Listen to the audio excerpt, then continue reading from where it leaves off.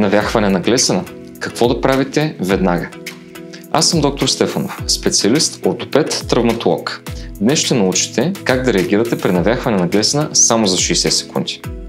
Навяхването представлява разтегнати или скъсани връзки от внезапно усукване.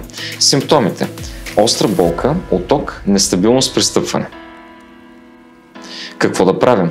Почивка. Спирате да натоварвате кръка. Студена. Лед през кърпа за 15 минути на всеки 2 часа. Компресия. Еластичен бинт, подчертавам, леко пристегнат за намаляване на оток. Повдигане. При седнало положение, кръкът повдигнат на стол. При легнало положение, кръкът повдигнат над нивото на сърцето. Задължително потърсете ортопед в случай на остра болка при опит за стъпване, деформация на глезена, изразен оток, хематом или рана. Не подценявайте проблема. За консултация посетете сайта ortoped-travmatolog.bg.